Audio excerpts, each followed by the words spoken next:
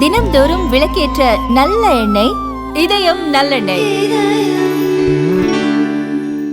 பகுதி நேர ஆசிரியர்களின் சம்பள உயர்வு மற்றும் மே மாதத்திற்கு சிறப்பு தொகுப்பூதியம் குறித்த அரசாணையை தமிழக அரசு வெளியிட்டது.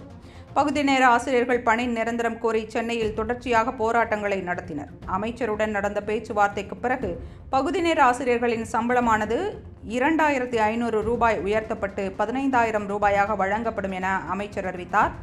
மேலும் மே மாதத்திற்கு 10,000 ரூபாய் சிறப்பு தொகுப்பூதியமாக வழங்கப்படும் எனவும் அமைச்சர் தெரிவித்தார்.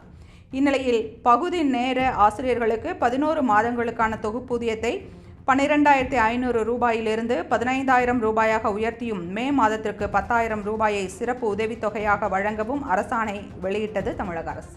அதற்காக ஒரு ஆண்டுக்கு தொடர் செலவினமாக 44,14,87,500 கோடி ரூபாய்க்கு ஒப்புதல் கொடுக்கப்படுவதாகவும் இந்த ஆண்டு ஜனவரி முதல் மார்ச் வரையிலான 3 மாதங்களுக்கு 8,82,97,500 கோடி ரூபாய் ஒப்புதல் கொடுக்கப்படுவதாகவும் தமிழக அரசு தெரிவித்துள்ளது.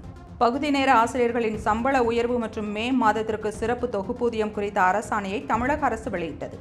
பகுதி நேர ஆசிரியர்கள் பணி நிரந்தரம் கோரி சென்னையில் தொடர்ச்சியாக போராட்டங்களை நடத்தினர். அமைச்சருடன் நடந்த பேச்சுவார்த்தைக்கு பிறகு பகுதி நேர ஆசிரியர்களின் சம்பளமானது 2,500 ரூபாய் உயர்த்தப்பட்டு 15,000 ரூபாயாக வழங்கப்படும் என அமைச்சர் அறிவித்தார். மேலும் மே மாதத்திற்கு 10,000 ரூபாய் சிறப்பு தொகுப்பூதியமாக வழங்கப்படும் எனவும் அமைச்சர் தெரிவித்தார். இந்நிலையில் பகுதி நேர ஆசிரியர்களுக்கு 11 மாதங்களுக்கான தொகுப்பூதியத்தை 12,500 ரூபாயிலிருந்து 15,000 ரூபாயாக உயர்த்தியும் மே மாதத்திற்கு 10,000 ரூபாயை சிறப்பு உதவித்தொகையாக வழங்கவும் அரசாணை வெளியிட்டது தமிழக அரசு.